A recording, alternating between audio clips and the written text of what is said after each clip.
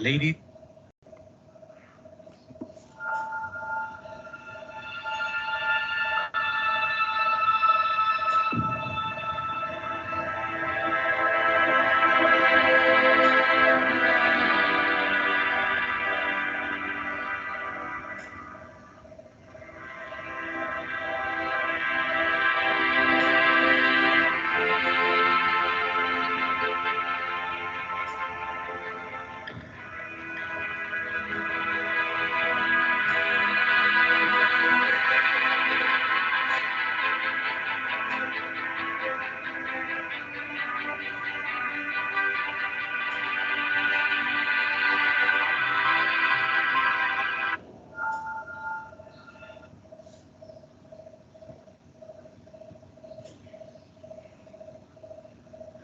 Hello everyone.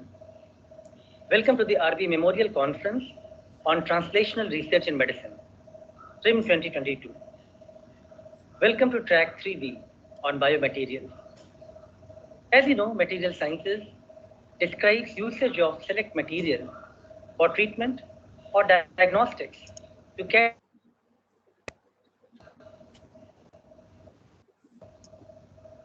cater the demands of long-term relief and substitute in medicine and healthcare.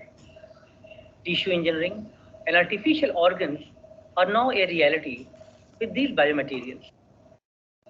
This track is going to have three eminent speakers, Professor Sujoy Guha, Professor Kaushik Chatterji, and Professor Pralay Maiti.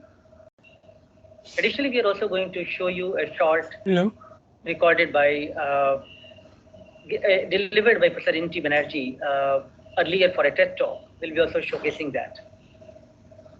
Let me thank all the speakers for accepting our invitation and to grace this occasion. Good luck for the Track-3b. Thank you, sir. We'll start the session now.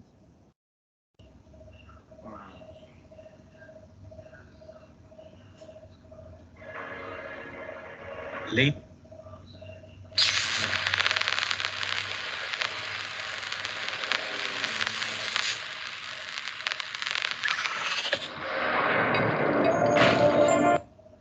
Ladies and gentlemen, join me in welcoming Padma Shri Professor Sujoy Kumar Guha from Indian Institute of Technology, Delhi. Professor Guha is currently an honorary professor at IIT Delhi. Professor Guha received his PhD in medical physiology from St. Louis University. He was awarded with Padma Shri, India's fourth highest civilian honor in the year 2020. Professor Guha is internationally known in the areas of rehabilitation engineering, bioengineering in reproductive medicine, and technology for rural healthcare. He has received several awards and has more than 100 research papers in cited journals. Professor Guha's major contribution has been in the invention and development of non-hormonal, polymer-based, injectable male contraceptive, for which the final phase 3 clinical studies were completed in 2019.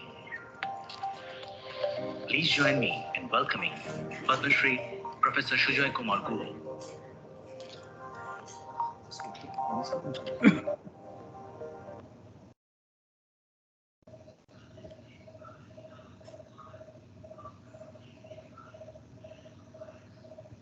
Hello. Hello. Good morning, Professor. Please give a presentation. What you are going to do today?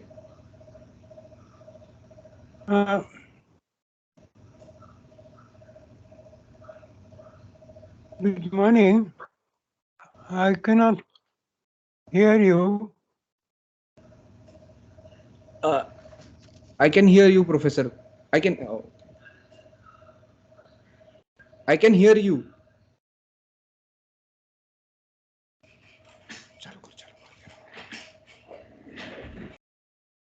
Hello. Can you hear us?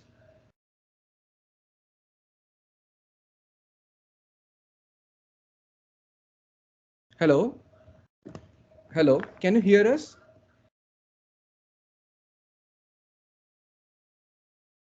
Hello.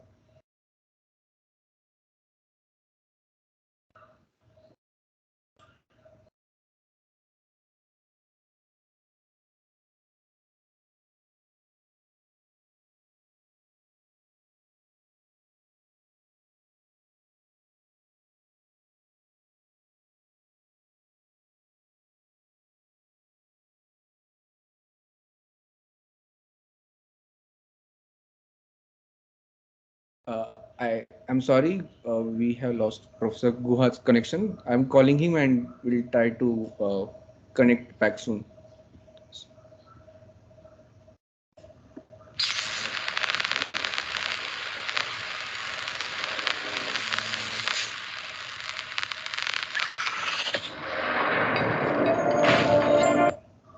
Ladies and gentlemen, join me in welcoming Padma Shri Professor Sujoy Kumar Guha from Indian Institute of Technology, Delhi. Professor Guha is currently an honorary professor at IIT Delhi. Professor Guha received his PhD in medical physiology from St. Louis University. He was awarded with Padma Shri, India's fourth highest civilian honor in the year 2020. Professor Guha is internationally known in the areas of rehabilitation engineering, bioengineering in reproductive medicine, and technology for rural healthcare. He has received several awards and has more than 100 research papers in cited journals. Professor Guha's Hello. major contribution has been in the invention and development of non-hormonal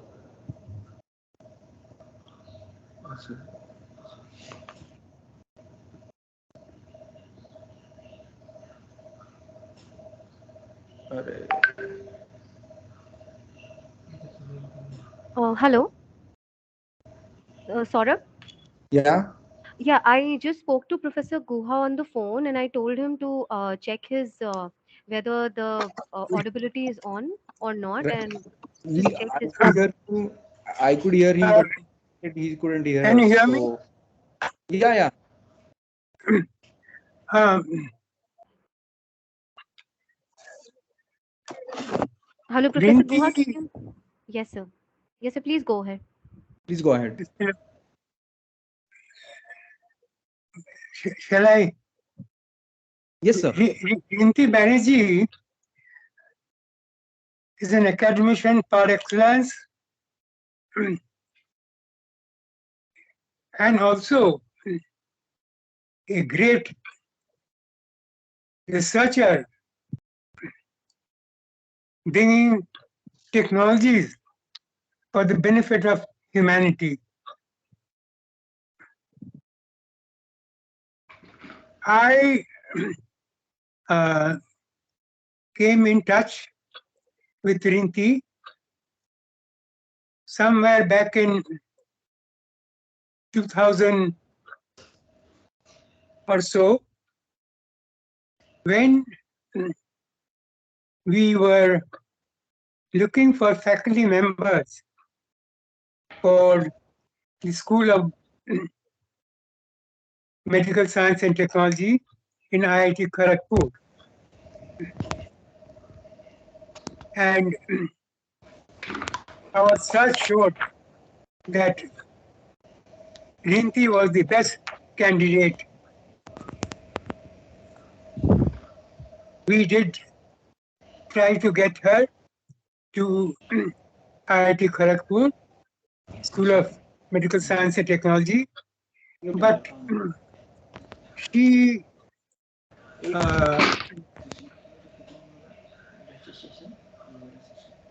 was so close to her family that she did not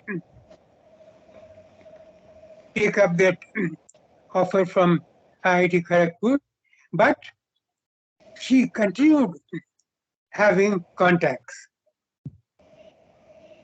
And I was at that time in IIT Delhi. So, and very soon after that, Professor Rinti Banerjee uh, was taken into IIT Bombay, and she was so cooperative that there was an interaction of IIT Bombay, IIT Delhi, and IIT Kharagpur. And Rinti was the nodal person who took this interaction ahead. And I was very, very impressed that she came up with innovations. But unlike most academicians who just generate concepts, publish some papers, Rinti took the concept ahead to a product which could benefit people. That's a very, very unique thing in our total academic system. That is, there are very, very few people who generate a totally new concept and take it through research, development, and to industry. So Rinti was an exception of exception and an excellence of excellence. So it has been a great, in fact, a privilege for me that I came in contact with Professor Rinti Banerjee, and Rinti, whenever she got some new idea, she would mention it to me and kept me fully informed of the progress. So it was a great source of happiness that a young scientist was keeping in touch with a old man like me. Right? She would always mention her ideas and how the progress was taking place. And some of them were remarkable. For instance, she developed a mask for prevention of COVID. Now, there are thousands of masks all over the world. But the special point in the mask that she developed, not only that it was antimicrobial, but more so, it filtered out even the virus. But yet, it was very easy to breathe. The masks that are there in the market today are essentially development for environmental pollution, where the sizes are, particle sizes are 2.5 micron going up to 10 micron. But the coronavirus causing COVID is fractions of a micron.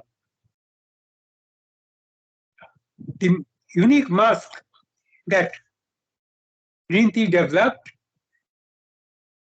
was able to filter out the small virus, and yet it was not difficult to breathe.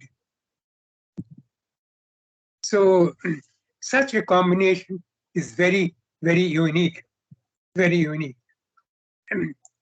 And she had a number of uh, other brilliant ideas. For instance, in respect of COVID, for prevention, mostly antimicrobials are being used. She brought in the concept of nutrition, a combination of nutrition and antimicrobial. And I believe that it was taken up by industry, and I think it will be very soon in the market. So green tea is an exception of exception where an innovative brain coming up with new ideas and thereafter going through all the steps of development, including toxicology, thereafter the clinical trial, and finally bridging that big gap between our academic environment and industry. So she was a pillar of excellence, but who kept in touch and with full links with all the entities around. On one hand, academic people, students, and also the industry. There are very, very few, if any, other than Rinti having such a breadth. So it is very great that it's very, very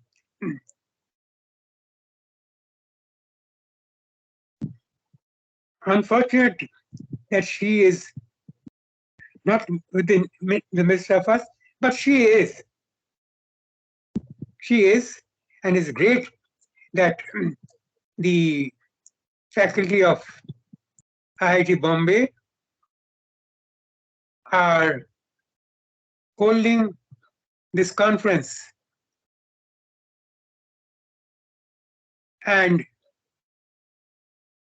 bringing in all the thoughts and ideas that Rinti has generated.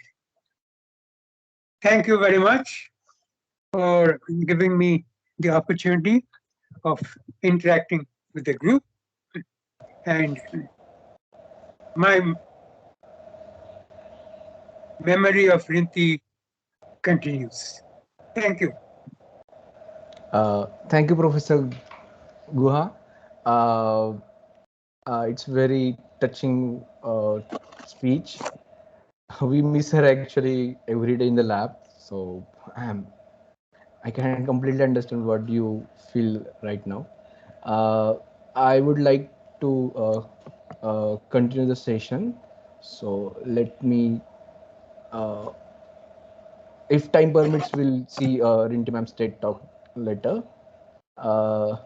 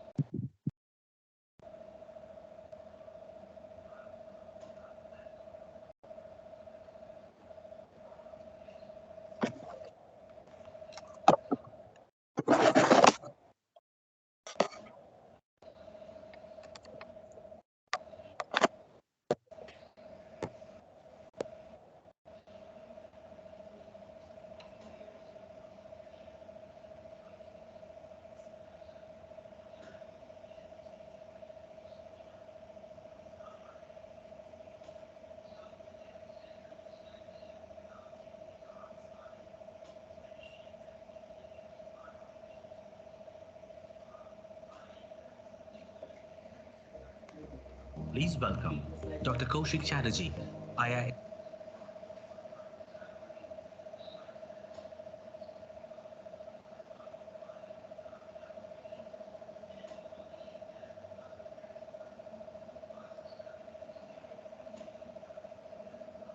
Uh,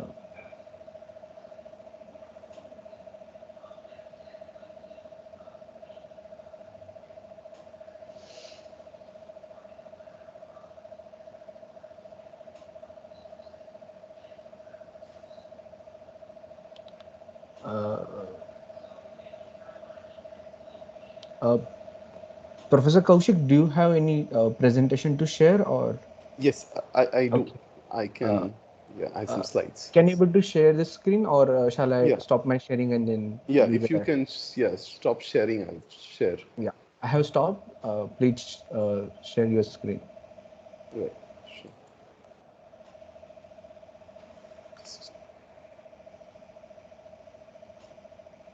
Uh, are you able to see the slides? Yes, sir. I Yeah, can see this. Right. okay, thank you. Uh, so good morning to everybody here. Uh, it's a sad occasion, and yet, I think we all remember Professor N.T. Banerjee uh, from our interactions and also as an inspiration in the biomaterials field. Uh, Before I talk about some of the technical stuff that we've been doing, I must mention that when I started as a faculty member in ISC 2011, she was among the few people who were well established in the biomaterials field, and she was someone who was an inspiration and also a sort of a role model to look at in terms of having established a very successful biomaterials lab in the country. One of the few people who were doing it quite successfully, and you know, I've I've not had many personal interactions with her. Nevertheless, she was someone who was always an inspiration, and it was certainly a big shock when I learned that she was no more with us. Nevertheless, I think I hope she is still with us, and I hope we can continue to be inspired by what she has done, not just in terms of academics, but academic research, but also the translational research, which she very successfully did and was one of the pioneers in the field. So I want to, pay my tributes to her by sharing some of the translational work that we've been doing, and in particular relates to 3D printing. With her own work, she was certainly very active on the nanomaterial side of biomaterials. In our lab, we've been looking at biomaterials in terms of biomedical devices, particularly for orthopedics. These are, and again, within that for titanium alloys. And also we've been looking at materials that are used as tissue scaffolds for tissue regeneration. Again, a lot of work relates to bone. So I think most people would be familiar with this, so I won't try and explain it, but basically the idea is to take a 3D porous structure, typically made out of biodegradable polymer, and grow cells along with biomolecules to stimulate tissue regeneration. And in recent times, there's been a lot of interest in trying to do 3D printing or additive manufacturing. So here you can see the schematic on the left that tries to capture that idea. So conventionally, there is formative manufacturing where you start with a mold or a cavity where you filled, say, molten metal, and you remove the mold and you get the part of interest. There is subtractive manufacturing where you use machining to prepare a material of choice.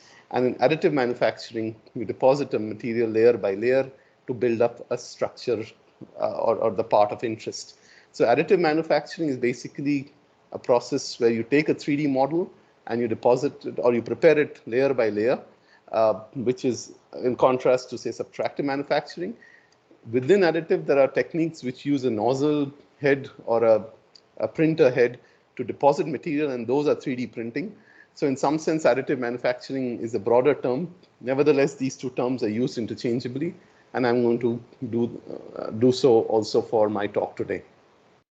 So the question is, why would you do additive manufacturing, and would you use additive manufacturing to replace all the conventional manufacturing? And the answer really lies in this graph here. So you can see that if you look at cost per part, then it's very high for small number of parts with conventional manufacturing. But as you get into mass scale production, you're better off with conventional manufacturing, but not with additive, where the cost per part would pretty much stay the same. So where it is attractive is really when you're looking at only making small number of parts, and that too of complex geometries. And in particular for metals, it's been used quite a bit in recent years. And metals, as you know, are used in a variety of biomedical applications, and specifically for orthopedic and dental implants. And again, there's two specific reasons or motivation for using that. So one is the idea of making personalized devices. So you can see here that these are knee implants that, if they're not of the right size, if they're too large or too small, then they would be sort of a misfit for the anatomy of the patient. On the right, these are examples of cranio-maxillofacial implants that again have to be customized or made or fabricated such that they are of the best anatomical match to a given patient. The other motivation, of course, is to make parts of complex geometry. So you can see here portions of a hip implant. On the right, somebody's tried to prepare a bone mimetic metallic implant. And you can see here that these complex structures or architectures would be difficult to achieve with conventional manufacturing, and is made possible thanks to the developments of additive manufacturing. And the other idea also is to reduce the stiffness of many of these conventionally or the conventional biomaterials, which tend to be of high stiffness or high Young's modulus. And the idea is to bring down the modulus to match that of bone. So people have been developing newer alloys. However, they are not well tested. So if we could take alloys like Ti64 and make them into porous structures, then with the known materials, we can bring down the stiffness of the implant.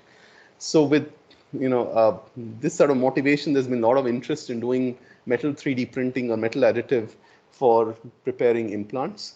And the most well-established technology in this field is selective laser melting, or SLM technology. That's also known by these other names. So the idea here is to use two platforms. There is the powder dispenser piston, and there is a build platform. There is basically metal powder that is kept on this dispenser piston.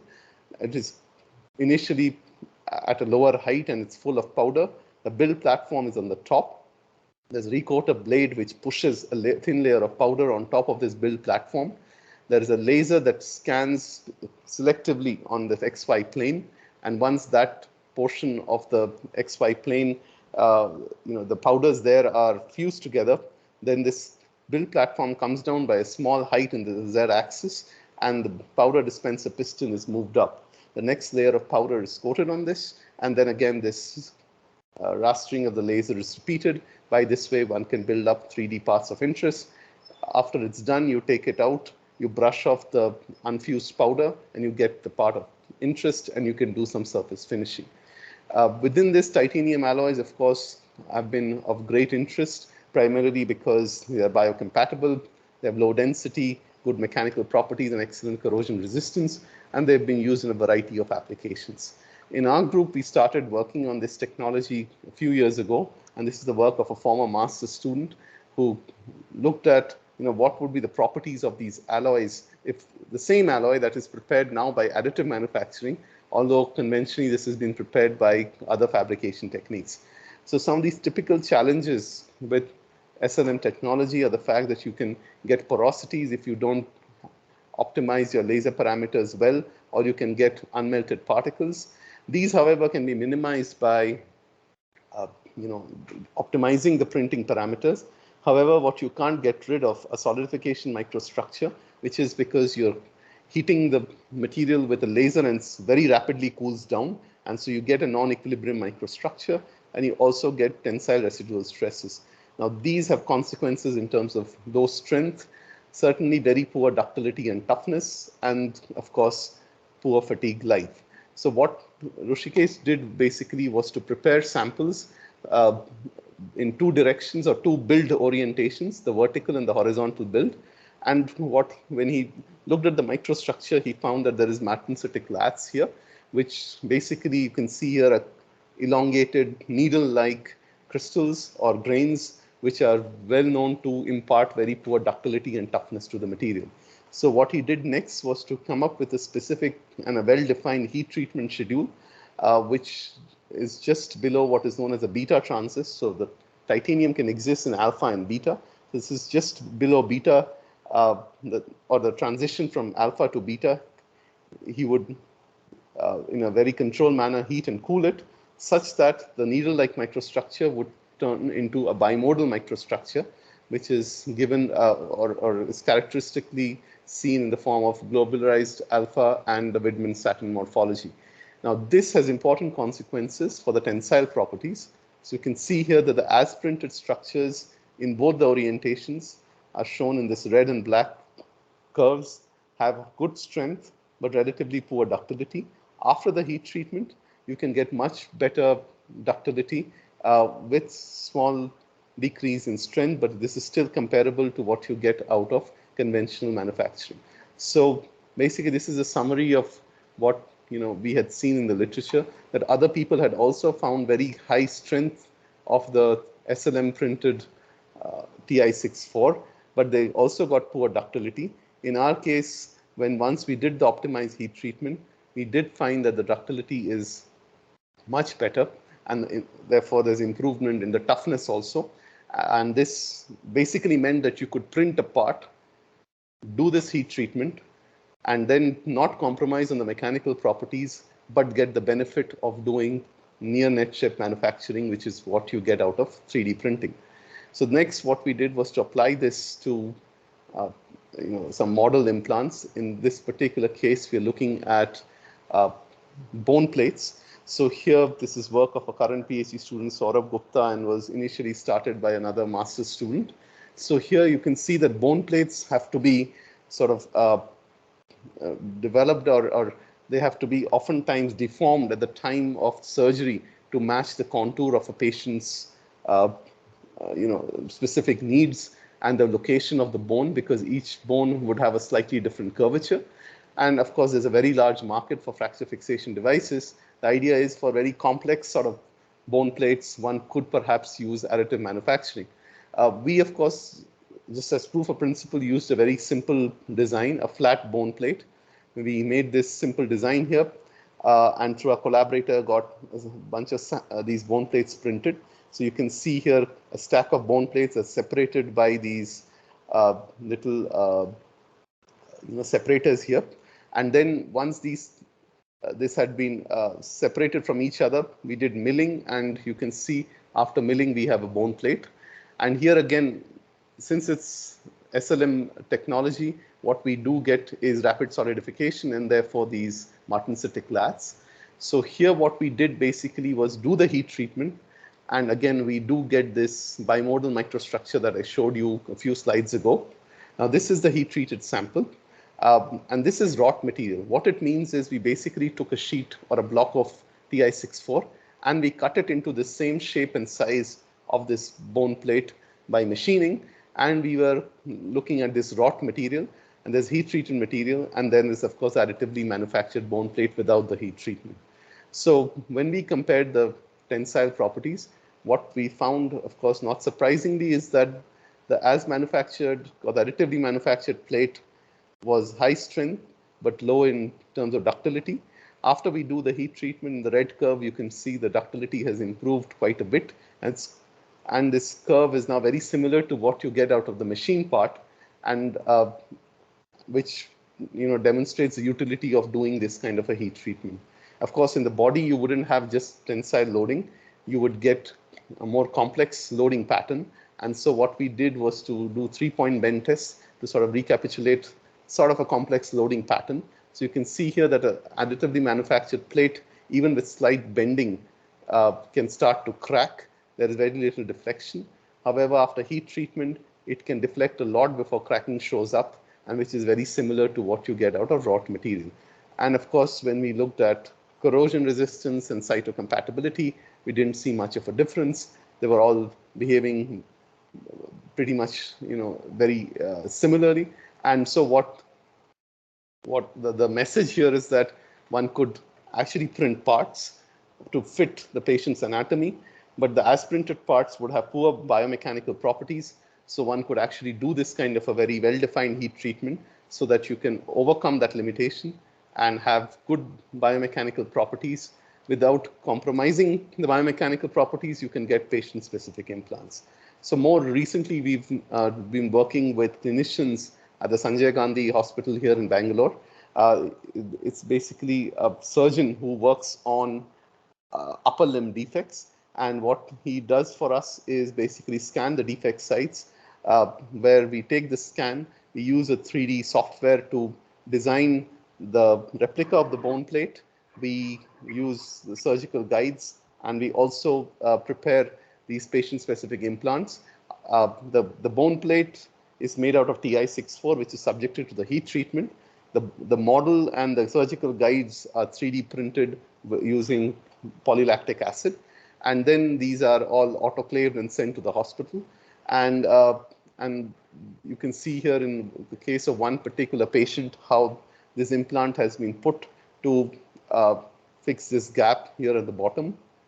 And each implant, of course, has a very specific curvature and a shape and size that best meets the requirement of individual patient. And this is an ongoing clinical trial. We have done these procedures for about 8 patients so far, and the plan is to go up to 30 patients. So this is ongoing work, and we hope to see as a follow-up for several months what kind of improvements one can get, especially the filling of this gap from X-rays will tell us if indeed the bone is healing well, aside, of course, from the functional test where these patients will be able to use their limbs properly. Okay, so switching gears here from metal to polymer. So here again, the idea is to use 3D printed polymers to make patient-specific implants. And in particular, we've been using biodegradable polymers to make scaffolds for bone tissue engineering. So the idea is very similar, that in principle, what one can do is to scan a patient's defect site, create a 3D model, use a 3D polymer printer, and prepare a patient-specific scaffold that can be implanted for regeneration. And being a biodegradable material, as the tissue regenerates, the scaffold will get resorbed. We started several years ago with a simple printer, which is based on this fused filament fabrication technology. So these are used, and in fact, quite widely used, I would say, for a variety of thermoplastics. And of course, the advantage being that they're relatively cheaper, they're simple to operate. There are a lot of suppliers right now. However, they're not great in terms of the resolution.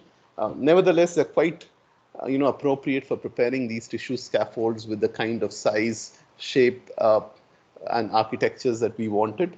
And of course, the downside is because you melt the polymer here, you cannot incorporate cells or biomolecules, but you can prepare a scaffold first and seed cells on the top. So here the idea is that you start with a spool of the polymer. We use polylactic acid, which is a well-established biomedical polymer, and you take a spool of this. This is pulled in through these drivers into a printer head. These have heater coils to melt the polymer locally and extrude it. The printer head would move in the XY plane. Every time a layer of polymer is deposited on this platform, the build platform would move down in the Z-axis, and in that way you can keep building it in height and develop the scaffold of interest.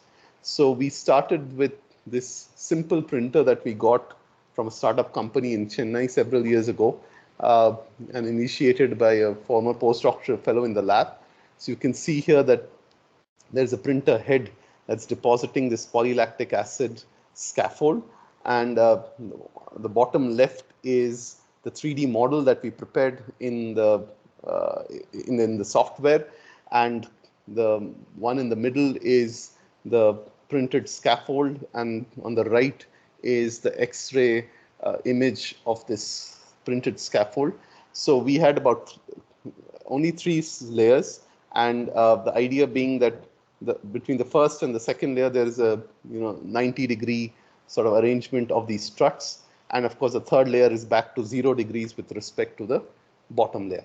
So now, since we were interested in bone, whenever you talk about bone, the most obvious place to start to make something more conducive for bone regeneration is to use hydroxyapatite, which is of course a constituent of bone tissue, and this is well established biomaterial for a variety of applications. So our idea was to take that scaffold, put it in SBF, coat it with hydroxyapatite, and then grow cells, hoping that the cell growth would be better. Because polylactic acid itself is a non-toxic biomaterial, but it's not a particularly osteogenic material in the sense that it will not harm your bone cells but doesn't induce bone formation. So so when we tried doing that, we took our scaffold, we treated with NaOH to create some OH groups on the surface so it's more water wettable, and then we put it in SPF. Even after 2 weeks, there was hardly any deposition of hydroxyapatite. So we set out to modify the surface in this following manner. So what we did was to take that NaOH treated scaffold, and then we conjugated low molecular weight PEI, branched PEI, so that we have a lot of amine groups on the surface.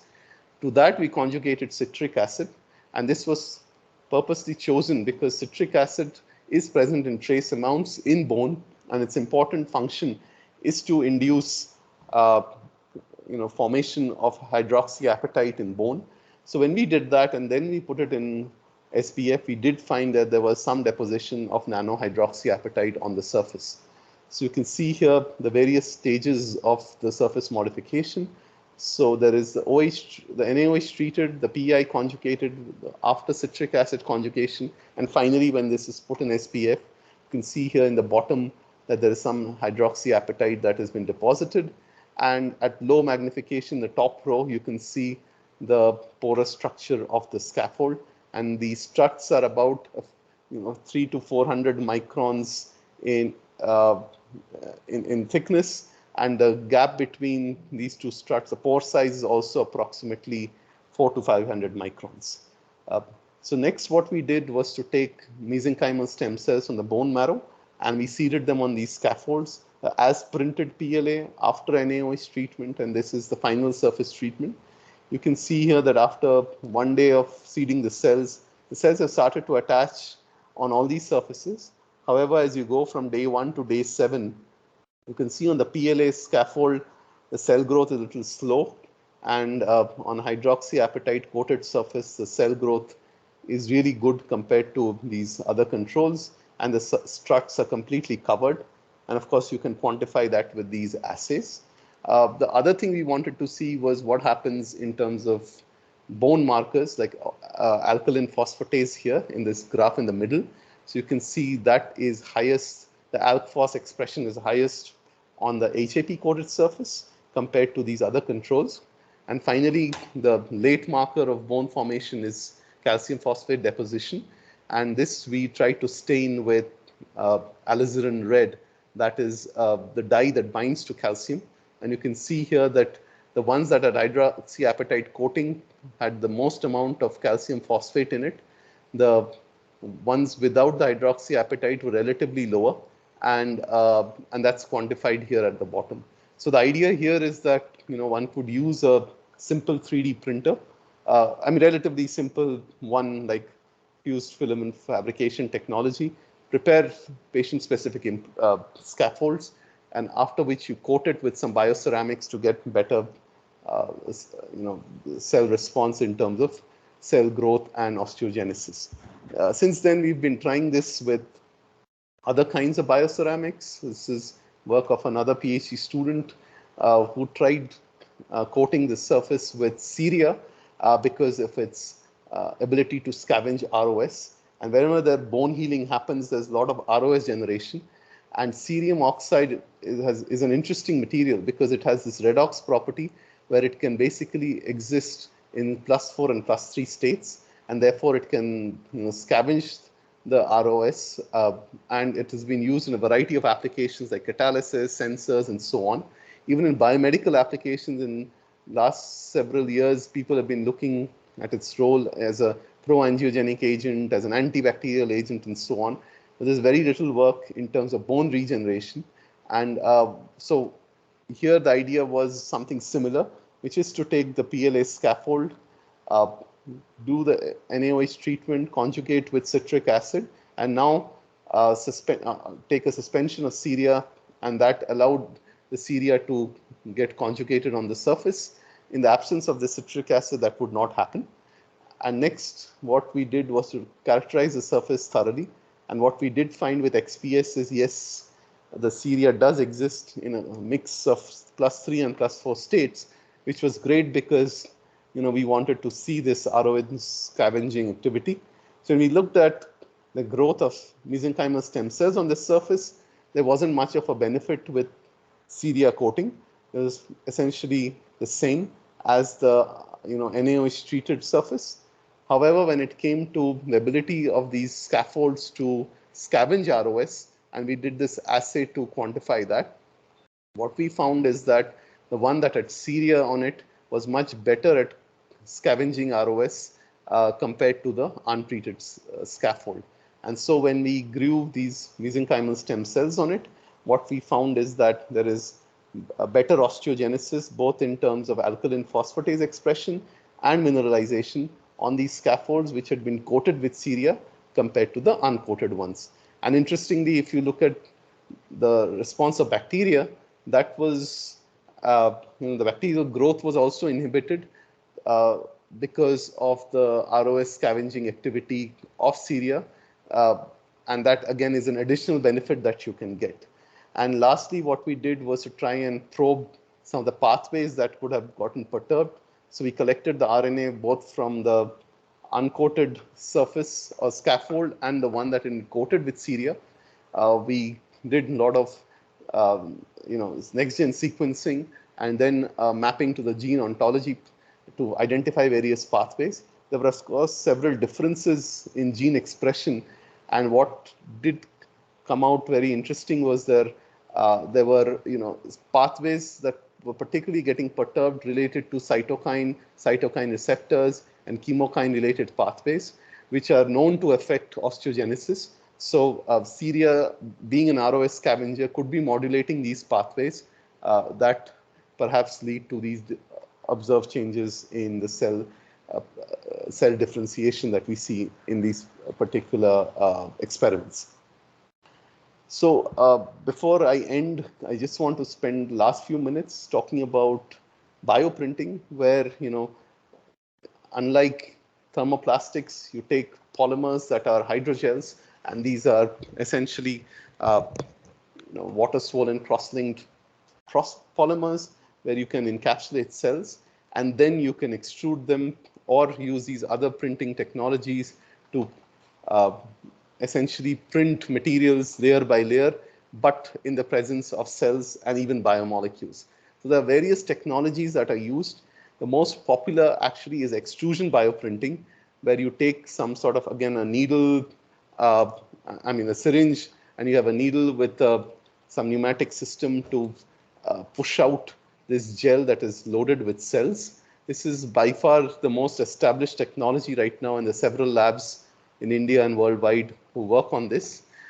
In more recent times, we've been we continue to do this kind of work also in our lab, but something that is coming up in a big way and offers some unique advantages is this technology called stereolithography, or digital light processing based bioprinting. So here you actually don't extrude the polymer or the hydrogel. What you do is you take a vat which has a photosensitive pre-polymer, you dissolve it in buffer, you suspend cells in there, and then you shine light selectively where a particular wavelength, where you photopolymerize the pre-polymer and you get the scaffold of interest. So we've been using stereolithography to prepare these 3D bioprinted scaffolds and encapsulating cells in it. So recently, what we did, and this is the work of a former postdoctoral fellow, is to prepare photopolymerizable silk fibroin. So this is again Bombyx mori silk that we started with. I mean, we started with the cocoons. We go through the usual steps of degumming, dissolve it in lithium bromide, we dialyze it and freeze dry it. Next, what we do is to add in acrylate groups, and then in the presence of a photoinitiator, we can cross-link this polymer to get this cross-linked silk fibroin methacrylate hydrogel. And you can see here in this bioprinter that we have in the lab, where there is a vat in which the polymer or the pre-polymer solution is present. You can shine the light, and the scaffold is formed here as hangs from this build plate, and we can generate scaffolds of various shapes and sizes. So this is just to showcase the variety of shapes and sizes one can prepare with this technology. The first row and the third row are the designs that we put into the software, and the second and the fourth rows are the corresponding scaffolds that you can generate. So with the stereolithography based technology or the DLP technology, what you can do is to prepare scaffolds with channels which would be difficult to prepare by extrusion technology, because the structure would collapse if there are voids in between. But here that is much more feasible. In fact, you can see here at the bottom left, one can prepare these bone, the cancellous and cortical bone-like scaffolds. Here in the bottom right, you can see architectures that look like bronchi or even blood vessels. So therefore, it's possible to prepare more, I would say, tissue mimetic architectures using DLP technology that would be difficult with a lot of other 3D bioprinting strategies. So here again, since we were interested in bone, what we did was to take MC3T3 E1 pre-osteoblasts, and we encapsulated them in these gels of different concentrations that were 10, 15, and 25% SFMA. And these had different stiffness, about 10 to 100 kilopascals. And we looked at cell growth. What was interesting here was the cells seemed to be happiest in the gels of intermediate concentration. So these were the 15% gels. And when I say happy, it means two things. One is the cells were growing the best here in terms of the cell growth. So you can see the orange bar is the highest, which is for the 15% SFMA. And also the cell morphology was the best. They were most spread out and had covered the sort of the total volume of the gel. And in fact, when we looked at how this morphology was evolving, initially they started off as more rounded, and then they took up a more osteoblast-like morphology, and finally more osteocyte-like morphology with very long protrusions in 3D space, which you would see in mature bone. And when we looked at mineral deposition, here with time, the cells were depositing increasing amount of minerals in the growth medium itself. And of course, when you add soluble factors, the osteogenesis was much higher with compared to just the growth medium. And similarly, in an independent strategy, there, I was showing you an example of a natural protein-based polymer system. We've been looking at carbohydrate-based systems. So here we've taken kappa-carrageenan, and this is work of another postdoctoral fellow, Sushma Kumari. And what she's done is something similar in terms of modifying it with taken kappa-carrageenan, modified it with methacrylic anhydride to get methacrylated kappa-carrageenan, and then with the photoinitiator and a photoabsorber, we optimize the printing technology or the parameters such that we can get scaffolds with this DLP printer. And what you can see here on the left is a variety of scaffolds that we can print. So you can see here the bottom two are very interesting, where you can see there are needle-like structures, and then there is a stent-like architecture that you can prepare. Of course, there are these honeycomb structures and grid-like structures. All of this is possible with this kind of technology, but would probably be very difficult with extrusion technology. And also, she tried to vary the concentration of the polymer starting from 1 to 5%. And you can see here that, of course, at higher concentrations, the pore size is much smaller, but at higher concentrations, the stiffness is much more, and the strength is much higher of these gels. And we are able to encapsulate cells. Here we took NIH3T3 fibroblasts, and we were able to print these scaffolds where we are able to encapsulate cells that grow well in these scaffolds, and over time they will spread out nicely with good cell viability, and these become potentially a robust system for encapsulating a variety of cells for various kinds of tissue engineering applications. So let me just end by summarizing the possibilities in terms of biomaterials and tissue engineering that one can utilize with 3D bioprinting. And these are just a few of examples of ongoing work or recent work from our own group with these 3D printed titanium implants, and of course the polylactic acid scaffolds that are modified with either hydroxyapatite in Syria, and the bioprinting technology with various kinds of hydrogels. Many of these, of course, have to be validated in animal models, and also, we are working with clinicians to see how to take at least some of these to eventual clinical use.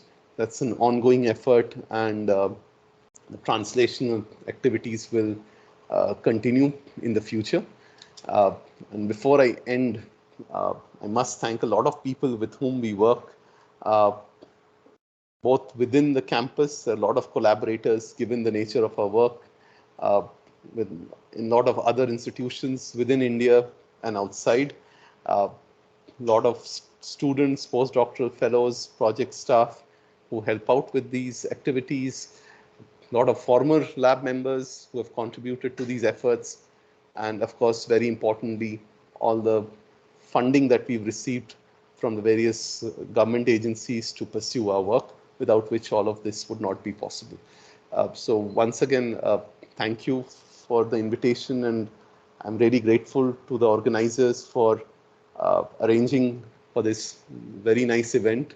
It's a fitting tribute to Professor Inti Banerjee, and I'm sure we will continue to draw inspiration as we, from her as we continue to pursue our own translational activities. Thank you. Thank you, Professor.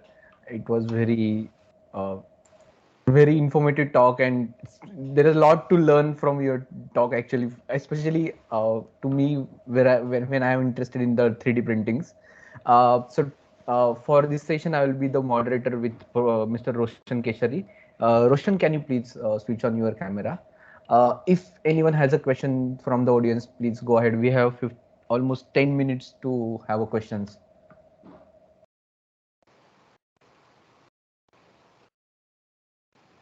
Yes, Ekta, please go ahead. Good morning, Professor. Yes. It was a very nice and very detailed and informative talk. So I have few very curious doubts, just a few questions. So one of the question is very personal to me. So the thing is, I have a bone correction issue in my jawbone. So basically, I was just curious to know that whether these technologies that we are using today for establishing technologies like bone grafting or using alternate substitutes for bone repair and for tissue damage, can these be also are there any applications reported for for bone corrections or for maxillofacial joint corrections or bone corrections? Are they being used for these purposes also, where you don't have to completely replace the bone with another material, but you have to you utilize it for correcting the mobility, let's say mobility of the bone or joint, or like where there is a friction between the joints or something like that. Right. So, yeah, I mean, I think from my understanding is that most of this, okay, before I answer, are you talking about regeneration, or are you talking about those metal implants which kind of technology? So I'm not talking about regeneration. I'm talking about correction. Like Right, right. if there is a if let's say we have tendons and we have ligaments and we have I so see. many other things which are responsible for the joint and for the bone function. So Right, if there is if there is a disorder in which is incurable with, and because of which further it causes inflammation and right, right, disorders like arthritis and all those things right, happen right. because Sure. of that. So Right, right. Yeah, so I mean, I should give the disclaimer that I'm not a clinician and I'm perhaps not the most competent person to answer it, but nevertheless, my understanding is that most of this kind of technology of 3D printing metal parts is actually being applied for cranial and maxillofacial defects. And that's because, again, of the fact that each one of us, number one, has a slightly different shape and size in terms of our bones, and other is, of course, each kind of defect, or for the defect of each patient, is also very unique. So the clinicians would really want to use 3D printing technology to customize the implants. And uh, and I know in India also there are companies that are supplying it to a lot of clinicians who are using it. So in fact, I would say that it's more common for maybe the jawbone and maybe other eye sockets and skull and so on, rather than the long bones. There it is maybe less well utilized.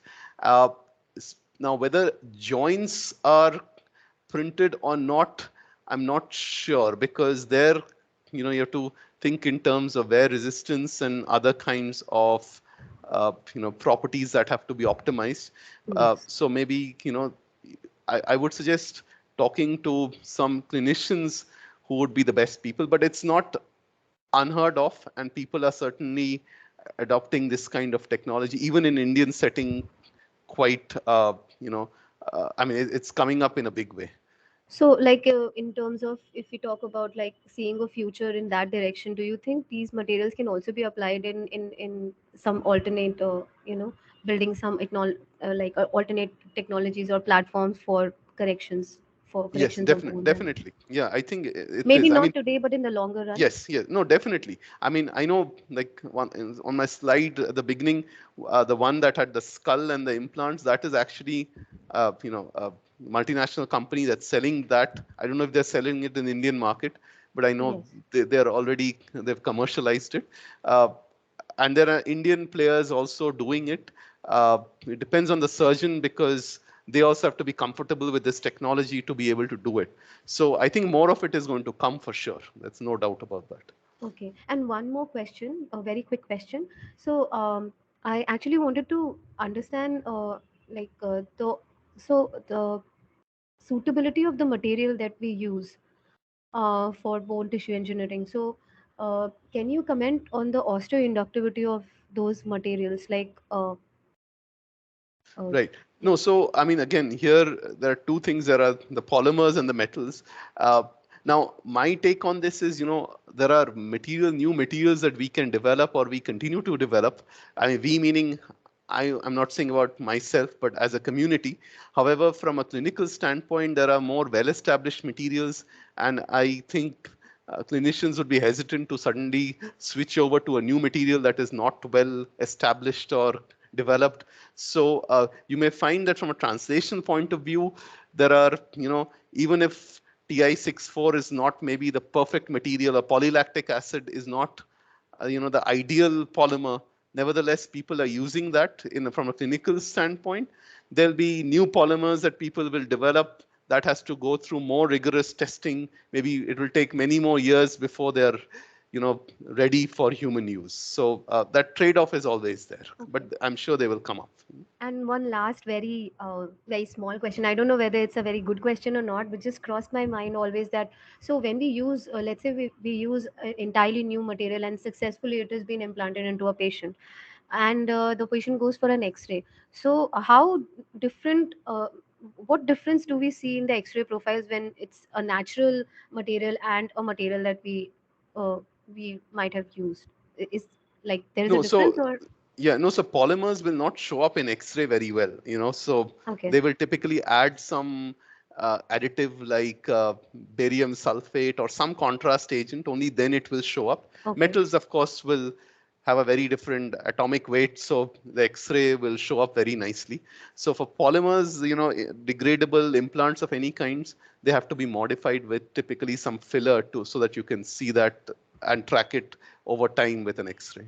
Okay, like if you want to see the function of it, like how is it performing or after the implant, then No, we so need to that put I some think con. would be, bone regeneration. If there's a gap where the bone has formed or not in that Okay, gap. okay, So as a follow-up, the clinicians will keep taking X-ray every few months and see if the bone is healing there or not, right? okay, So, uh, okay. uh, Thank you so much, Professor. Sure. yeah, thank you, Ekta. Thank you, Professor. Next question, I think Preeti has to ask something. She has raised her hand. Can you please ask Yes, your sir. question? Yeah. Thank you. Am I audible? Yes, you can hear you. Yeah.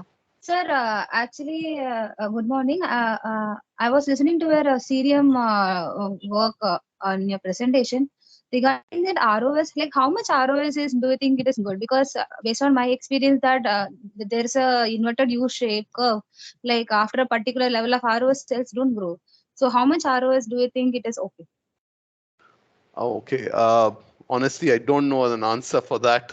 What is the right amount? You are correct that there is you don't want the ROS levels to be too low or too high, because, I mean, ROS has some beneficial effect also. You don't want it to be completely zero. Otherwise, that will also throw off a lot of the biological processes that are going on. So, but what is the optimum value? I really don't have an easy answer for that, actually. But uh, I think it will probably depend on the kind of defect also. As in, say, in the case of bone or wound healing, and each one of them might require a different level of ROS. So I'm not sure if there will be one value and therefore, one concentration of Syria that would be perfect for all kinds of treatments. One may have to optimize to tailor it for each kind of tissue regeneration. Yes, sir. I have one more last question. Like, do you have any comment on materials that degrade because of body's inherent ROS mechanism? Are they good for bones? Uh, if they degrade due to ROS, again, I am not aware of anything of that kind. And again, I think there has to be some sort of a balance between having some level of ROS, but not excessively high, because that is also damaging. So I think one would have to find the optimal level. But ROS sensitive or degradable Materials? materials, Yeah. yeah, I'm not aware. If yeah, sorry, I can't think of an answer right now to that class of materials. Okay, sir. Thank you.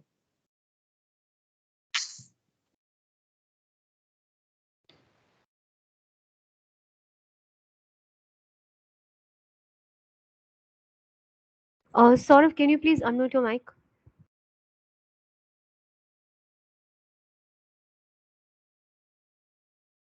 So we have last 2 to 3 minutes to go for a next talk. So if anyone has a question, please ask. Otherwise, I have a small question to ask.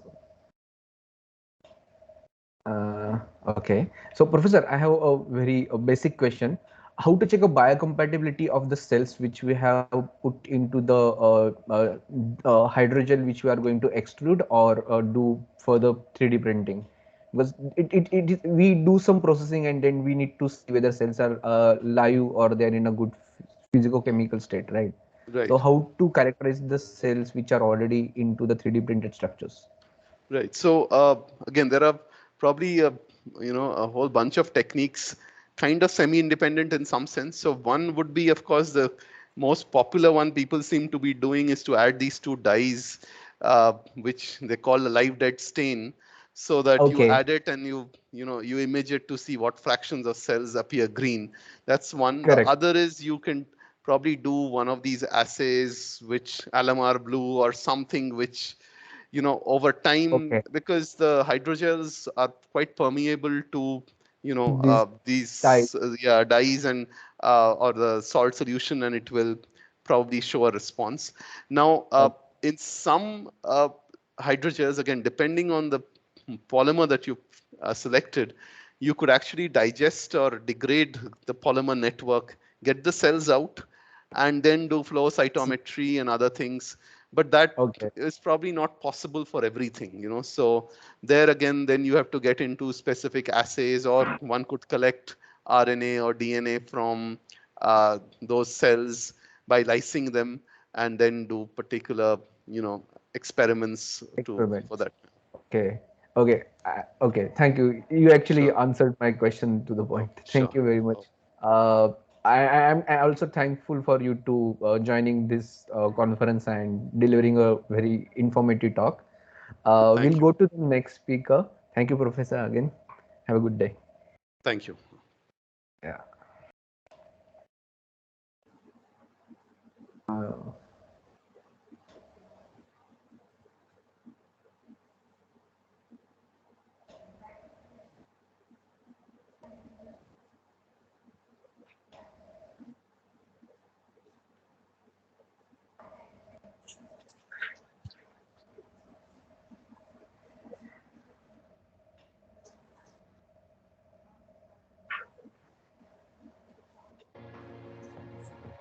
Ladies and gentlemen, our next session is about to begin.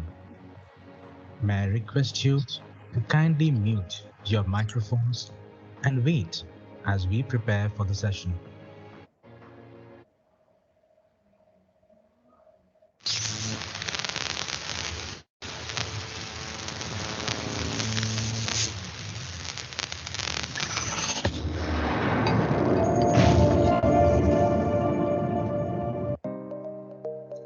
Ladies and gentlemen, join me in welcoming Professor Pralay Maiti from Indian Institute of Technology, BHU, Varanasi. Professor Pralay Maiti is a professor and ex-coordinator of the School of Material Science and Technology, IIT BHU, Varanasi. Professor Maiti received his master's in chemistry from the Indian Institute of Technology, Kharagpur in 1991 and PhD in polymer in 1996 from the Indian Association for the Cultivation of Science, Jadavpur University. He went on to become COE researcher and lecturer at Venture Business Laboratory, Hiroshima University from 1997 to 1999, and later joined Toyota Technological Institute, Japan, as a postdoctoral fellow. He was also a visiting scientist at Cornell from 2002 to 2004 before joining IIT BHU Varanasi. He is a recipient of Professor M. Santampa Silver Jubilee Award by the Society of Polymer Science India. His research areas focuses on biomaterials, hybrid materials, energy materials, polymers from renewable resources, and their application to drug delivery and tissue engineering. He has also interest in polymer gels, radiation-resistant polymer, and self-assembly in polymers. Please join me in welcoming Professor Pralay Maiti from Indian Institute of Technology, BHU, Varanasi. uh, uh, okay. Good morning, Professor Pralay Maitri. I will stop sharing my screen. If you have any presentation to share, please share your screen. Okay, sure. Yeah. Good morning. Okay. Hi. Okay, good morning. So let me just share it first.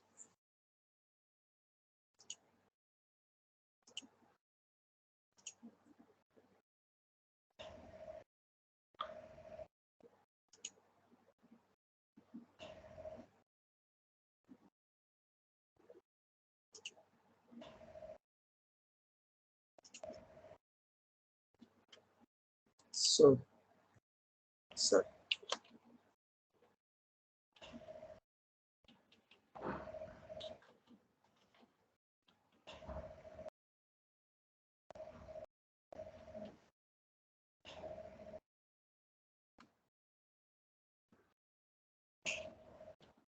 Sorry. I mean, is it okay? I mean, can you please see my Yes, sir. slide? Yes, sir. Okay. We can see your Okay. slides. Okay. Thank you. Thank you. So, at the outset, I would like to thank the organizers and the IIT Bombay for organizing such a important memorial lectures that should be the need of the hour, because I knew Professor Rinki Banerjee for a very long time, as we are working on almost the similar type of work, emphasizing the biomaterials. And let me just talk in one or two words that are fascinating areas, as mentioned by Professor Guha, that not only the basic science, he also tried to couple the translational research and applying the biomaterials for real applications to the society, and many of the times to the real patients and so on. So, and I came to know about her development of the mask, and actually from a vendor, and who is actually in very close in contact with us as well, because of technology transfer and so on. And then I came to know about her development for this mask, and we also got a couple of masks, and using those masks developed by Professor Rinki Banerjee. Okay, so let us start that. I would like to talk about today the design of drug delivery vehicles for better healthcare. Okay, so the outline of this talk, and it's basically the nano carriers, or the different types of carriers which are useful for drug delivery at a targeted sites and at a regulated rate. And then we'll be talking about these implants, and finally we'll talk about some translational research that we are doing at ITPHU, along with some dairy or our Shah Sundarlal hospitals at the PHU. So let me just talk about the drug delivery vehicles. As all of you know, that if we take a slightly excess amount of this drug, and say like antibiotics and so on, and that creates sometimes the stomach upset and other related problem because of the immediate release of the drug, which go into the bloodstream directly and crosses this limit of the concentration of the drug in the bloodstream, and which causes the toxicity in the in human or in the animals. And there should be a minimum the concentrations of this drug required to be its effectiveness for disease control. So we should have a concentration between these two window regime for its better efficacy. And in order to do that, we should have a vehicles and or the delivery vehicle which should regulate it. These toxic regions, you know that even for cancer patients, there are huge problems of during chemotherapy, loss of appetite and loss of hair loss and nausea. That's because of this toxicity.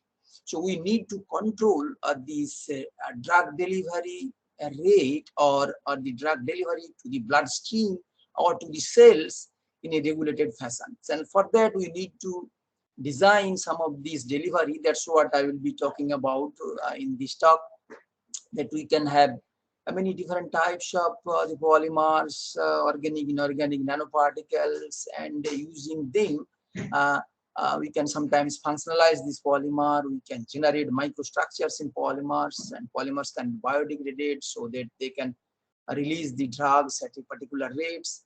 And we can create further tortuosities or the barriers by embedding a few percentage of the nanoparticles, like two-dimensional or one-dimensional nanoparticles. And one can be done also by using the different particle size of the organic polymer. So, and all these different sizes have a very different release rate of this drug because of the size effects. And some of these times we can hide these the biologically active molecules like drug within the two-dimensional layers, so that they can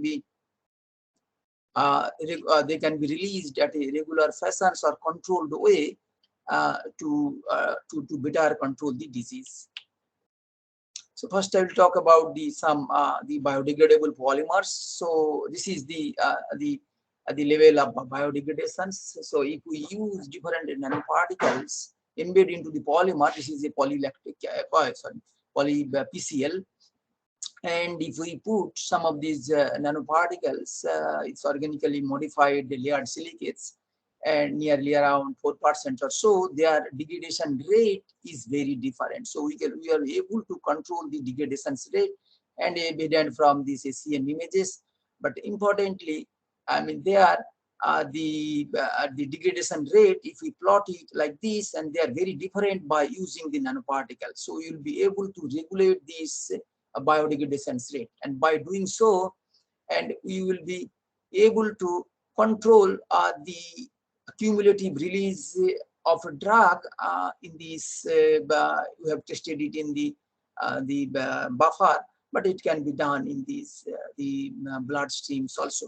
And we try to understand that if we use different types of the nanoparticles with their surface chemistry a little bit different, and then we will be able to pure polymer, very high rate of degradations, very low rate of degradations, and thereby we are able to control the release rate of drug into these systems. And we try to understand why do they do so.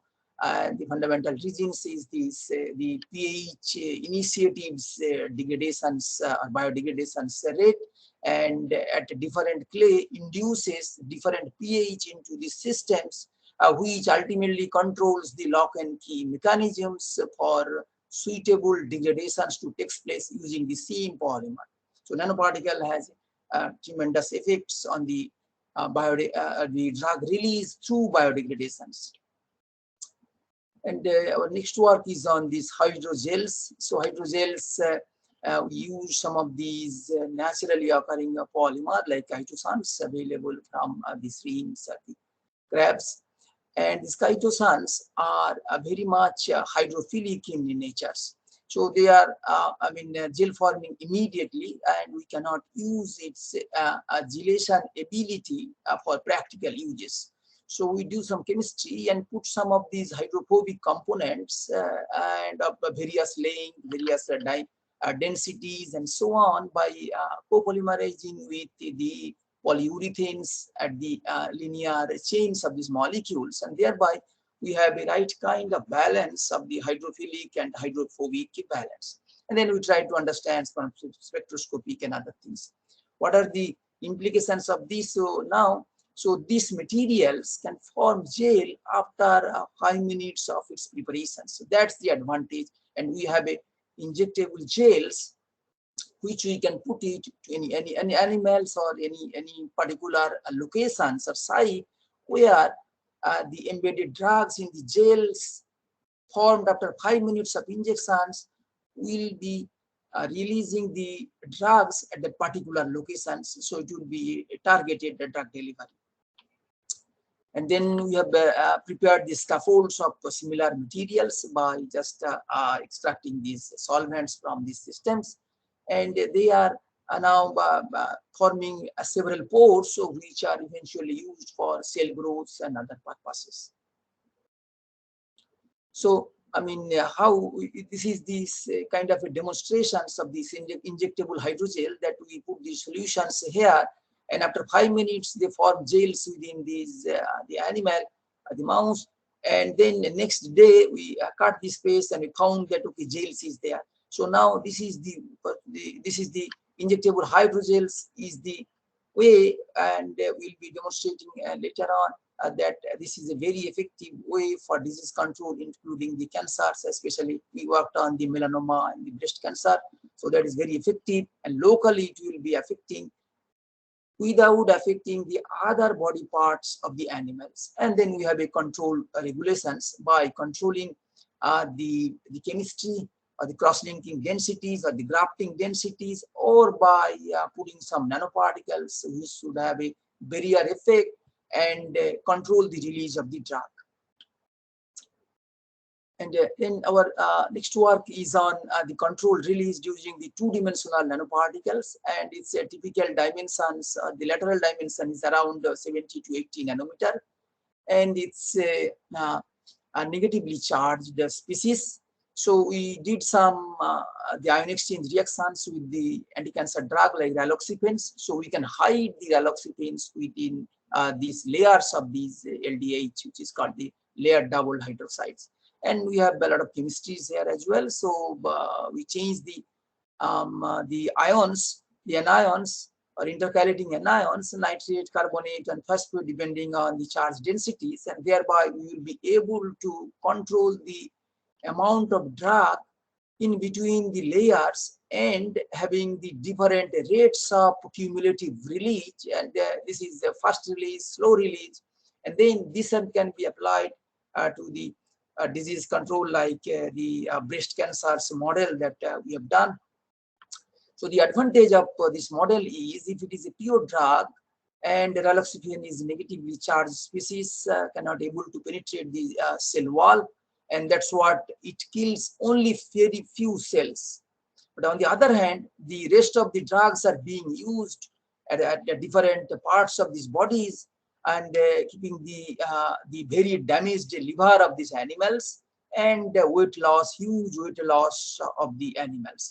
On the other hand, if we hide the drugs, the same drugs and same amount, and then it can kill the cells effective manner without affecting the health of the mouse, and the liver is almost normal. I mean, that's the efficacy of these the controlled release delivery systems, where the drug will not be released in just in these blood streams. So whether they will be penetrated into the cells, and within the cells the LDH will be dissolved, because at the slightly high pH, so it breaks up, and then leading to the release of the drugs, and which kills the cells in an effective manner. And we further worked on these similar systems when we intercalate the drug, and we further wrap up these whole systems using another biodegradable polymers, and then we see this drug release are significantly sustained or slow release systems. And then again, we have seen this effect on the cellular health and other things through these cell viability studies, and other systems for the cell imaging, whether this material is going along with the drugs or not. So we have imaged this one. And finally, we tried to understand that how long the delivery vehicles along with the embedded drugs are in the bloodstream. So we have kinetically checked the concentrations of the drugs. So if it is the pure drugs, so everything is lost within 12 hours. But if it is several systems that we have just described, and then it is there, the drug is there up to 4 days after the injections. So that does means, if it is a chemotherapeutic drug, after 4 days, so there will be some drugs available at this after the 4 days, and there will be very less drug initially, and which will avoid the nausea and the loss of appetite of these patients. So this is the greatest development of these the controlled release systems. And then we have checked it how it works on cellular systems and so on through the cell health and the other the histopathologies and so on, and the other molecular parameters like LT, SP, and so on. But it acts very nicely on these systems. And then we applied this kind of another vehicles where we have a two-dimensional particles. So it's again this time it is not negatively charged but positively charged, and here we are polymerizing some the polyurethanes and the different parts or different sections, as because there are two-step polymerizations in polyurethanes, and by doing so we are able to make many different microstructures, and those microstructures can generate very different cumulative percentage release. So where there is a high drug demand, and then we can use these vehicles, and where there is a very slow release this systems requirement, and then we will be able to use these systems where the release would be extremely slow and helpful for disease control. And this is just to show that how it is possible. I mean, one part is either polyurethane there is having the hard segment contents which are hard enough and makes a kind of a self-assembly, and through the self-assembly the drug molecules cannot pass through it, and it can be small or the bigger depending on the chemistry we use it here. So if with the size of this, sometimes it is with the phenolic groups and so on, so it would be bigger. And further we can do it by embedding a certain percentage of the two-dimensional nanoparticles, so which will release the drug at a very differential manner. And that's the advantage of these slow release systems by designing different types of vehicles, including polymers and inorganic nanoparticles. So here is our another control delivery using the cyclodextrins. Similar here also we can change this chemistry through this grafting of different length of this graft and different densities of this graft. By doing so, we will be able to control the release rate of drug, and that would be helpful for controlling the disease. And if we have here we have a mouse model of melanoma cancers, and we can see that say in 0 days the size of this the tumor is sufficiently large, but in this case, and we have reduced the size after 30 days of treatment. And we have another similar systems. This is chemistry is bit complicated. We have a 3 generation the vehicles, and finally we connect with this with the polyurethane linkages. So this is a kind of a hyperbranched structures, and the advantage of it, you have a huge space where the drugs molecule can hide, and thereby it can release at a slow manner, and that's the cumulative drug release profiles. And we apply similarly with the melanoma systems or skin cancer in the mouse model. And we have seen that if it is a control system without any treatment, the size of these the tumors goes up. And if it is these systems, 3 generation or 3rd generation systems, and they are the size of these tumors are almost gone down and gone to the 0 size.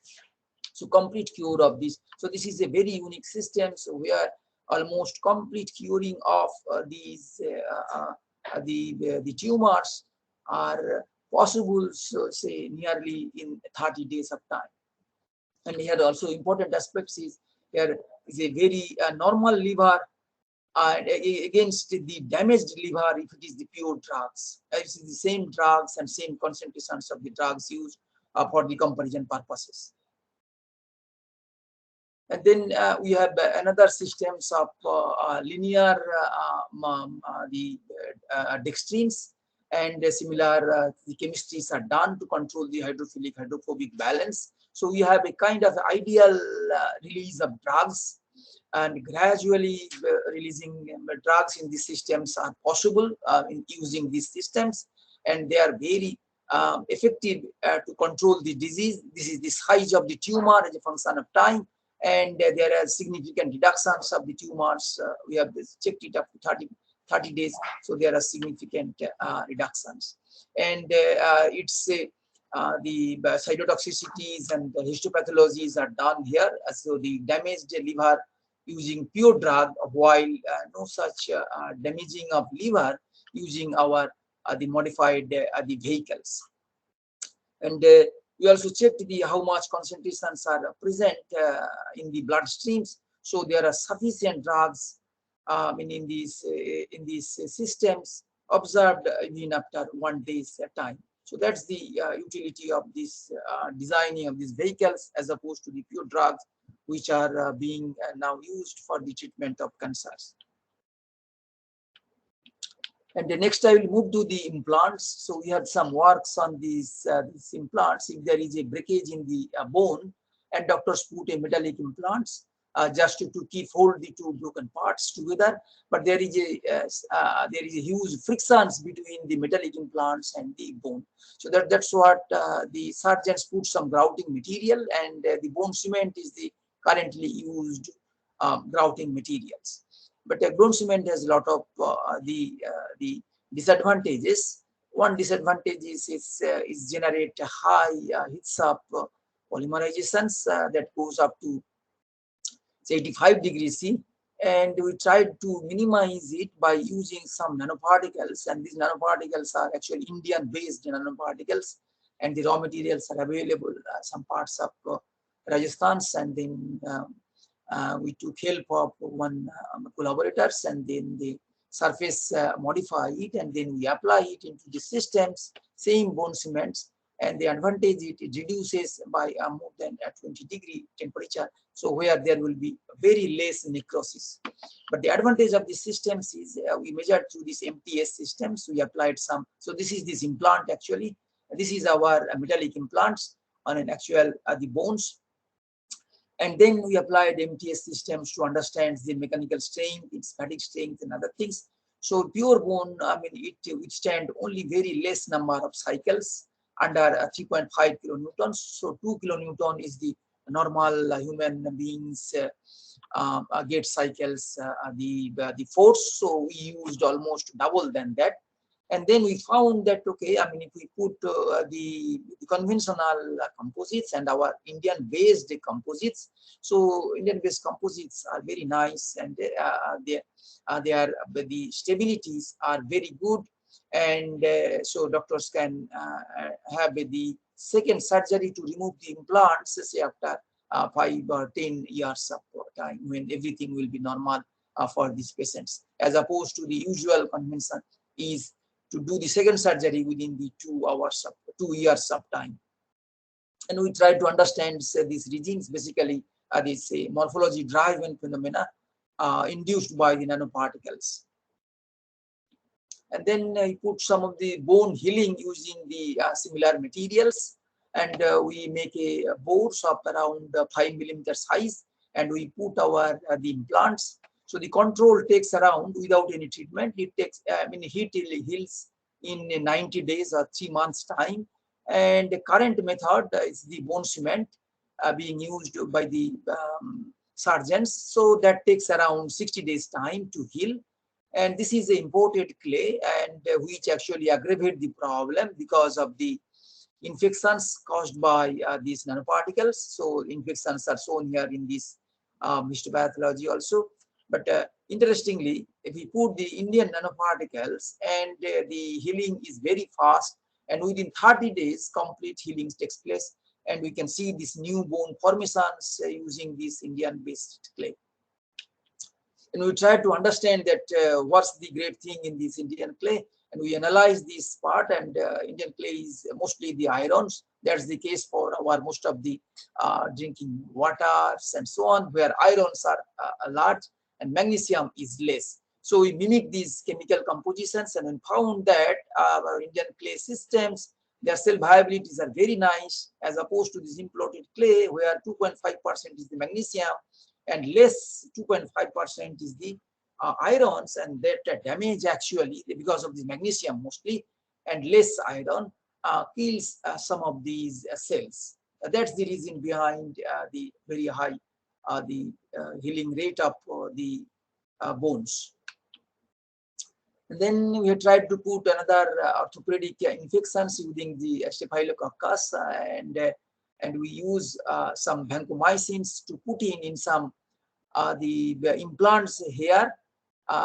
First we put the staphylococcus here to accelerate the infections. In the control system, we find that there is huge infections, but whenever we put the vancomycins in our the implants, so this is these implants, the white part, and then it heals the bones faster, and while it is healing, so it is releasing the drug from this part, the vancomycins, and not affecting. There is no infections out of that, And this is a biodegradable polymer, special polycaprolactone, and then this polymer is gradually shrinking, and while it is giving space for these bones to get healed.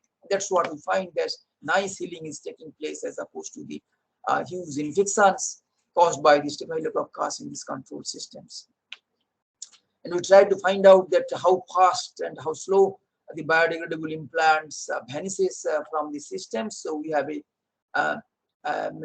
cart and see this the size of these implants. So 20 days it is intact, 30 days it is almost gone, and in 45 days these implants are completely gone and giving space the growing bones to heal and get this space done here. Then we have developed some of these materials for the sutures and the stained materials, applying the shape memory polymers. So shape memory polymers are basically the polymers which can memorize its shape, so this is the original shape of the polymer, and if we twisted it, it gives spiral patterns, and then if we give it or keep it at again 40 degrees centigrade, it memorizes. So this is the case for pure polymers. So this is one kind of polyurethanes. But if you put some nanoparticle into it, the same polymers, if you see almost 100% recovery of the its memory. And the reverse is also being shown here. Original shape is spiral, and then temporary shape we freeze it at low temperature, and then again if we just heat it, so it will take the shape of its original one. So this phenomena is being applied. We try to understand the mechanism, and I'm not going into details of that mechanism. So this is basically the transport of the nanoparticles and some part of these the hard segments of these polymers through kind of a dancing mechanisms, moving from this part to this part. We have explored through the high temperature X-ray and the neutron scattering phenomena. But the interesting applications of this material is this one. So we have a cart in these animals, and we apply these materials as the sutures, keeping its shape memory phenomena. And instead of tightening it as done in conventional sewing, and then it is just heated using a hair dryer. So at around 40 degrees C, so it sinks and completely doing it, giving without any pain to the patient, or in this case it is the animal. In 6 seconds, it's completely connected these two parts, the two large parts which were separated by this cut mark.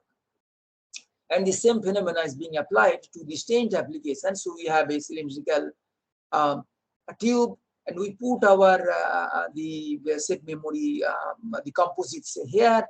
And this one, if we put it in a 37-degree physiological temperature, it gets the shape of this whole the cylinder or the tubes, and then it will be acting as a stained materials. So we are trying to apply it in large animals like pigs and so on. So the work is under process. Okay. So and finally, I will be talking about some of our translational research where we put some of our materials which is available in nature, or is called as say Ayurvedic drugs or herbal drugs, and it is being used at the for patients' care. So this is a 5 different trees. So it's the scientific names are given. I mean, this is very the common trees available in India, and we take the barks, and after the extractions we got the powders, and the size of these powders are maybe a nanometer size, and then we make their 3 different formulations, put it either in the solutions or in the films, or we make these scaffolds through this electrospinning apparatus by applying very high voltage of around 20 kV or so. And so the scaffolds look like a kind of the cotton pads is that much of flexible, but that has a very high efficacy of the wound healing applications. So if we see under a microscope, we see it here. So these are the kind of fibers observed here as opposed to these the films. So this is completely non-porous in nature. So we put all these formulations for these wound healing applications in mice model, and we have seen it. So the scaffold has the highest the efficacy. The understanding, the reason behind it is as it is a porous material, so pus can come out from the wound site, and oxygens can go to these interior parts through these the patch. So we develop this in the form of patch. So we apply the patch over these wounds, and then we see this efficacy of this one. So the important aspects of the scaffold is it can release the drug in a controlled fashions. So one patch can act as are efficient up to 4 days time. And so this concept we have been applied to the actual patients at our BSU hospitals. And so this is a very large the actual wounds.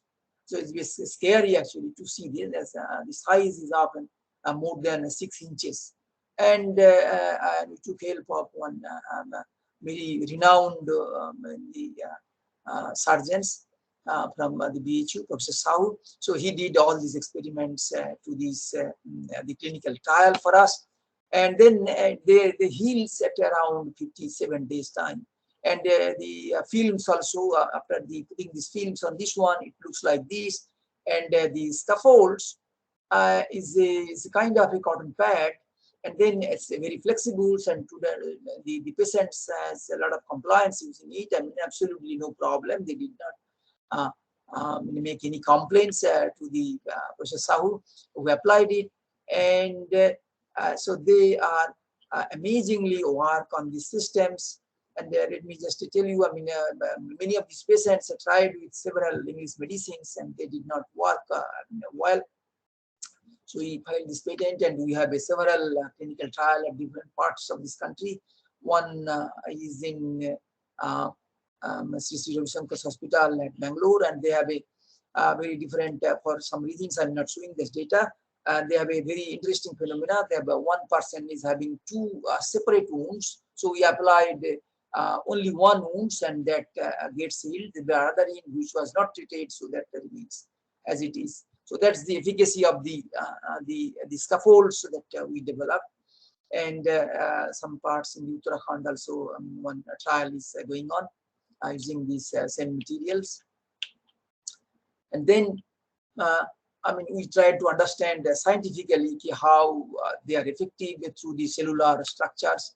So I mean, we tagged this material. Okay, so this material, our material is going inside the cells, that we confirmed it, and Ross generation and other things, so that we have tested, and it's around 4%. So this is very negligibly small, so that's usual for the control.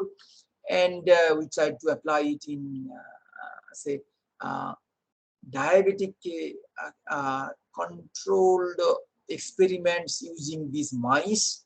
So these methods or this material is also helpful for controlling diabetic ulcers also. That was our main target was.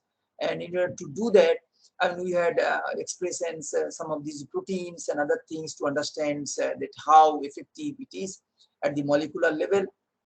But the important part is that, okay, I mean, if it is a diabetic patients, I mean, of course, this experiment is only done on these mice models, I mean, not on the patient. So, but that takes these scaffolds, say within say 10 days, so everything heals. And but in the control, even after 20 days, there are some part remain. That means that, okay, I mean, all the animals are diabetic. I mean, the glucose level is around 150. So, because the scaffolds, as they release the drug, I mean, consistently, and then the healing rate is very fast, and which eventually is possible to use in the diabetic foot ulcers and so on. Okay, so another formulations which have developed using these gels, and they are good for human being also. We have applied, so that's amazing actually. I mean, here I will be showing you some animal models for calf and other things. Two different experiments. One is wound healing and dehorning. So this is the large size of these wounds and get healed in 25 days. And another wounds is very deep and which took around 44 days to heal. And another experiment we did nicely. I mean, it's a dehorning experiment. We have a horn, and nowadays, the dairy, especially, they don't like a horn to be present in the animal. So there are huge problems if it is untreated. So we applied our formulation. So this is the comparisons of the control systems versus our systems. So this is the wounds created, and after day 40 is completely healed with our formulations, but it is control systems still there are sufficient amounts of wounds are there, which is still there at 47 days, and this the experiments is running. So hopefully it will be over also. Usually I mean, we heard from these the caretakers of this dairy people that it takes more than 2 months to heal. So while it's almost, I mean, 1 month, it can heal if we just use some small part of this, and it is very inexpensive and easy to apply. Just gel forms and kind of ointment, and just put it onto this wound part, and it will heal very nicely. Okay, I mean, just to summarize our work, so we put different types of vehicles basically, and either it is form of the solutions, films, scaffolds, implants, either we take some of these Ayurvedic drugs, herbal drugs in the gel states and so on, which eventually control, we release the drug in a very controlled fashions and thereby control the disease in an effective manner. That's the essence of my talk, and we design so. And so let me thank actually the Professor Sahu, I mean, who did all the clinical trial for us. Professor Saraf, who is orthopedic surgeon, he did the bone work. Professor Mohan Kumar, he helped us in histology, and Manori is one Ayurvedic specialist, and Professor Singh is the veterinary surgeons at BHU, so the funding agencies, and these are the students, Sunil, Arpon, Apurna, and some of them are doing their postdocs, and Sunil is doing job in India. Okay, I mean, my conclusion is, okay, so the novel delivery vehicles to improve the quality of life, and that's the purpose actually the Professor Unity Banerjee was doing throughout her whole life, of applying the basic science to the mankind to improve the quality of life. Okay, thank you for listening me, and I'll be happy if you have any questions.